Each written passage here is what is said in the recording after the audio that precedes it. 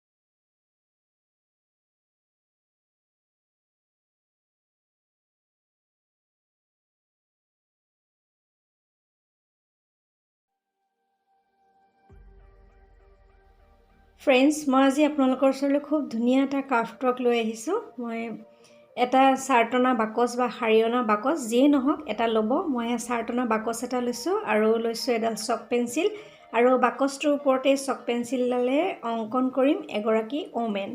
আৰু যাতে চক পেঞ্চিলডাল এইকাৰণে লৈছোঁ যাতে আমি পটককৈ কাপোৰ এখন দি মচি মচি অংকন কৰিব পাৰোঁ, সেইকাৰণে আচলতে চকডাল লৈ লৈছোঁ। আৰু এয়া চক দিয়ে ধুনীয়াকৈ আঁক হৈ গৈছে। ধুনীয়াকৈ এগৰাকী ওমেন আঁকিবলৈ ট্ৰাই কৰিছোঁ। আৰু চাই থাককচোন ভিডিঅ'টো মই কেনেকুৱা ক্ৰাফ্ট কৰোঁ আৰু পেলনীয়া বস্তুৰ পৰাই মই ক্ৰাফ্টখন কৰি উলিয়াম। মই এনেই নমুনা এটা দি ল'লোঁ চকডাল দি, আৰু কি কৰোঁ চাই থাকক। পেকেট আপোনালোকে হয়তো চিনি পাইছে নহয়নে? এই ক্লে পেকেটটোৰ পৰা আগতে মই কাণফুলি বনাই দেখুৱাইছোঁ, আপোনালোকক বিভিন্ন ক্ৰাফ্টৰ কাম কৰি দেখুৱাইছোঁ। আৰু আজি আকৌ লৈছোঁ ইয়াৰ পৰা অকণমান দুইটাৰ পৰা মিলাই অকণে পাউডাৰৰ লগত মিলাই পেলাই আগতে দেখুৱাইছোঁ মই কি ধৰণে প্ৰয়োগ কৰে ইয়াৰ। আজি বৰ বিশেষ নকওঁ, অকণমান ক্লে লৈ লৈছোঁ, যিকোনো ল'ব পাৰে। মই আপোনালোকক কাগজৰ ক্লেও বনোৱা দেখুৱাইছোঁ।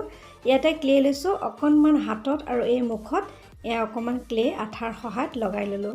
ফেভিকলৰ আঠা দি পেলাই লগাই লৈছোঁ। আঠা নিদিলেও লাগি যায়, তথাপি মই আঠা দি লৈছোঁ।